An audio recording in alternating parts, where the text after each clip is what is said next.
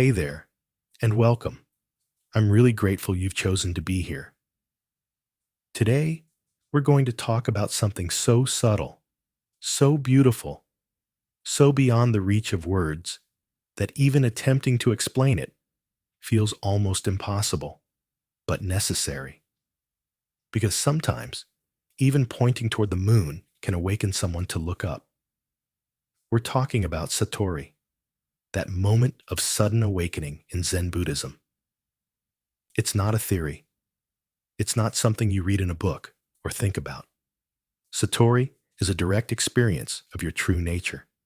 A flash of awakening, a moment where the mind crumbles, the self disappears, and all that remains is stillness, pure, radiant aliveness. In non-duality, this is not something you achieve, but a momentary dissolving of the illusion of the separate self. You don't become enlightened in Satori. You glimpse the fact that you were never unenlightened to begin with. The word Satori comes from the Zen tradition and points to a spontaneous moment of awakening, of seeing reality directly, without the veil of thought or ego. It's not a permanent state. It's not the end goal, but it's a powerful glimpse. Imagine living your whole life behind a foggy window. One day, the fog vanishes for just a second. That's Satori. The truth was always there, but for a brief moment, you see it. And it's so intimate, so clear, that it can't be explained. It feels like being born again, not into a new life, but into reality as it is. You don't see the world differently. You see the world for the first time, without mind, without labels, without you as a separate entity. Just this, just now. What makes Satori so powerful is that it's the collapse of the thinking mind, not through effort, not through analysis, but through grace. It's like the entire machinery of identity comes to a halt, and in that stillness, what remains is awareness, pure, innocent, untouched. You feel as if you've dropped into a reality that has no beginning or end. Time vanishes, past and future dissolve. There's no you experiencing Satori, only Satori. And that's the paradox. The you disappears, but something infinitely more real remains. A presence that cannot be described, only lived. The first time Satori happens, many describe it as a feeling of being born, not metaphorically, literally, as if your entire existence up until that point was a dream. It's like suddenly waking up from a life of sleepwalking. Everything looks brighter, more vivid. A tree is no longer a tree. It's a miracle. Sound, sight, and sensation are not filtered through mind. They arise in consciousness directly. There's no commentary, no judgment, just raw life. You might cry, laugh, or just sit in silence, overwhelmed by the beauty of what has always been right in front of you. Here's the tricky part. You cannot seek Satori. You cannot manufacture it through effort. It comes when the seeker is quiet, when the mind stops chasing. Some people experience it during deep meditation, others while walking in nature, some during moments of deep grief or love, and some during no special moment at all. It just happens.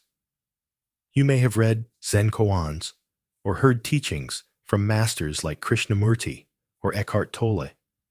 These don't give you Satori, but they unsettle the ego, soften the mental structures, and prepare the ground.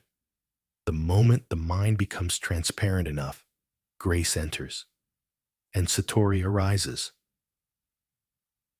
Satori cannot be captured in language because it's not of the mind. It's not a concept.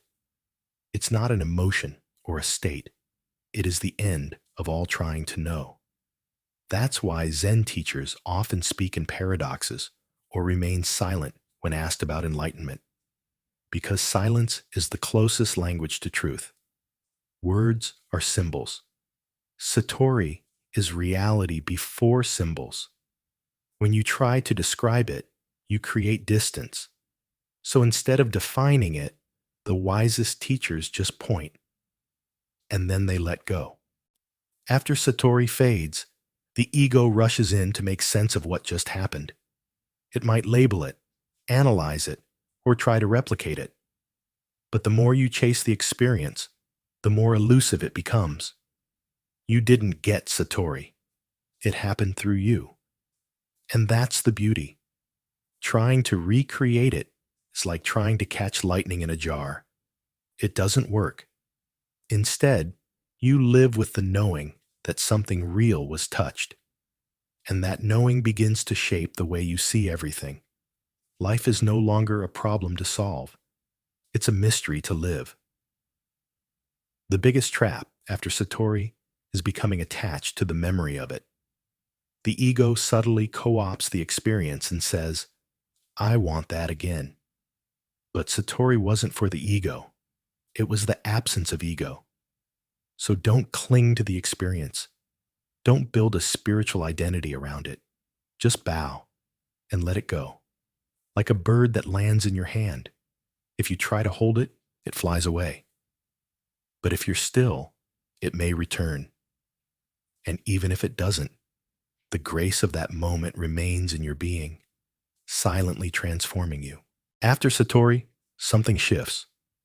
You may find yourself less reactive, less interested in spiritual performance, and more in love with silence. You realize that truth is not loud. It doesn't shout. It whispers. And in everyday moments, drinking tea, walking, listening to the wind, you find yourself closer to that same stillness that once took your breath away. You begin to trust life, to trust the unfolding. There is no need to understand everything. No need to control. There is only this, each moment sacred and alive. The most beautiful thing about Satori is that it reveals what was never missing. You didn't gain anything. You didn't become someone special. You simply saw. And in seeing, you remembered. You remembered the silence beneath your thoughts, the spaciousness behind your identity. And that remembering is the beginning of true freedom. You don't need to convince anyone. You don't need to teach or preach. Just live. Live as presence, as peace, as the truth you are. So, what is Satori? It's a momentary death of who you think you are and the birth of who you've always been. It's not a concept. It's not a belief. It's a lived experience beyond words. And while you can't chase it, you can make yourself available by softening the mind, staying present, and letting go of the seeker. Thank you for walking with me through this sacred topic. If this video resonated with you, I invite you to sit in silence after this. No rush, no agenda, just be. Because in that stillness, who knows? The door may open, grace may enter, and Satori may touch you, just as gently as it has touched so many throughout time. You are already home,